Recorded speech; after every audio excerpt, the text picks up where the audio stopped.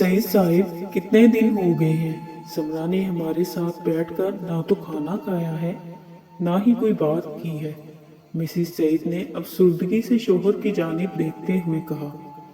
सईद साहिब ने कॉफी का कप मेज पर रखते हुए पुरसोच नजरों से बीवी की जानिब देखा और उठकर इनके बराबर आकर बैठ गए। रेहाना, इसको कुछ वक्त दो, वो बहुत बड़े शौक से गुजरी है। 3 साल की मंगनी का यूं अचानक खत्म हो जाना मामूल की बात नहीं। बस तुम हिम्मत रखो और इसको भी हिम्मत दिलाओ, इंशाल्लाह सब ठीक हो जाएगा। वो मतानत से बोले। रेहाना ने एक लंबी सर्द आह भरी। आप ठीक कह रहे हैं, मगर मुझसे बेटी का दुख बर्दाश्त नहीं हो रहा। और फिर वो बात भी तो नहीं कर रही। बात भी करेगी, लेकिन अभी वो जैसे है वैसे ही रहने दो। सईद साहब ने बीवी के कंधे पर नरमी से हाथ रखते हुए कहा। समरा रेहाना और सईद की इकलौती बेटी थी और हद से ज्यादा लाडली। प्रोफेशन के एतबार से बैंकर थी। 3 साल कबल इसकी मंगनी इसकी पसंद से इसके कोलीग फैसल से तय पाई थी। दोनों खानदान खुश थे। जल्द शादी की तैयारी शुरू होने वाली थी कि अचानक फैसल बिना कुछ बताए यूएस से चला गया और वहां पहुंचकर बजरिया फोन समरा को बता दिया कि वो अब इसका इंतजार ना करे, क्योंकि वो अब वापस नहीं आएगा। ग्रीन कार्ड के हसूल के लिए इसको वहीं शादी भी करनी होगी। फैसल के घर वाले जहां शर्मिंदा थे बेटे की इस हरकत पर, वहां इन्हें बहुत दुख भी था कि समरा जैसी अच्छी लड़की अब इनकी बहू नहीं बनेगी। समरा के वालिदैन के लिए भी ये खबर किसी बम धमाके से कम ना थी, लेकिन इससे भी बढ़कर इनके लिए मसला समरा की खामोशी थी। जब से इसने रिजाइन कर दिया था, वो सारा सारा दिन कमरे में बंद रहती। खाना तो पहले भी कम खाती थी, मगर अब तो सारा दिन कॉफी के मग और एक स्लाइस या 2 बिस्किट पर गुजारा हो रहा था। रेहाना ने कई बार बेटी से इसके दिल का हाल जानने की कोशिश की, मगर वो किसी भी मौजू पर माँ बाप से बात नहीं करना चाहती थी। सारे घर में मुर्दनी सी छाई हुई थी। सईद साहिब सुबह ऑफिस चले जाते और रात 9 बजे वापस आते। समरा अपने कमरे से बाहर ही नहीं निकलती थी। यूं रेहाना पूरे घर में बुलाई बुलाई फिरती। सोफिया, मुझे एक कप चाय दे दो और फिर किचन की अच्छी तरह सफाई कर लो, रेहाना ने लाउंज से मुलाजमा को आवाज देकर कहा। सोफिया ने कुछ देर बाद चाय का कप और अखबार मेज पर रखा। वो जैसे ही पलटा, इसके चेहरे पर खुशगवार हैरत आई। समरा बाजी, आपके लिए भी चाय बना दूं? सोफिया की आवाज पर रेहाना ने पलट कर देखा तो समरा दोनों हाथों से अपनी कनपटियां दबाते हुए लाउंज में आ गई। क्या हुआ समरा, सर में दर्द है? रेहाना ने प्यार से समरा का हाथ थामकर इसको अपने पास सोफे पर बिठाते हुए कहा। अम्मी, सर फटा जा रहा है, शदीद दर्द है कि मुझे कुछ नजर भी नहीं आ रहा। सोफिया, जाओ मेरे कमरे से डाबर आमला हेयर ऑयल की बोतल ले आओ। रेहाना ने सोफिया को जल्दी जाने का इशारा किया। अम्मी, तेल नहीं लगवाऊंगी, समरा ने माँ की तरफ देखते हुए कहा। आप जानती तो हैं, तेल के चिपचिपेपन से मुझे उलझन होती है। बेटी, डाबर आमला हेयर ऑयल कोई आम तेल नहीं। तुम आज मेरी बात मान लो, देखो कैसा आराम आएगा। इतनी देर में सोफिया डाबर आमला तेल की बोतल ले आई।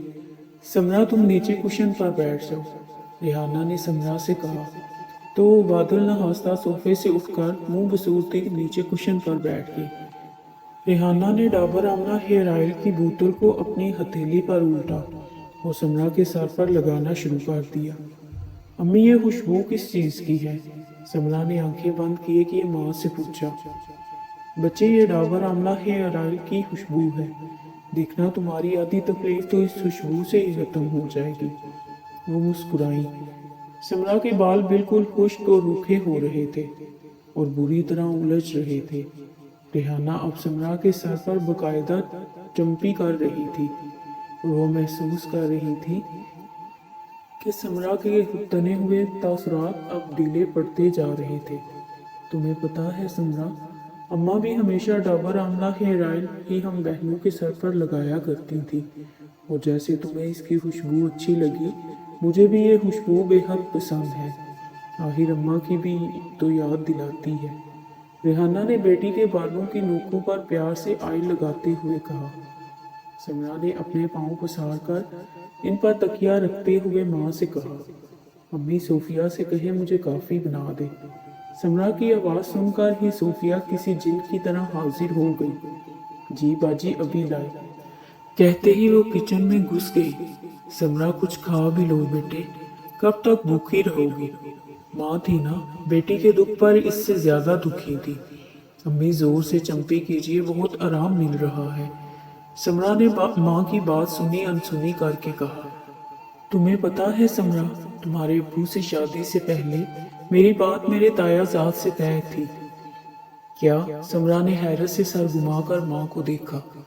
हाँ बेटे, 6 साल हमारी बात पक्की रही, फिर इन्हें अपने पड़ोसन से इश्क हो गया और तुम्हारे नाना ने मेरी मंगनी तोड़कर तुम्हारे अब्बू से निकाह कर दिया।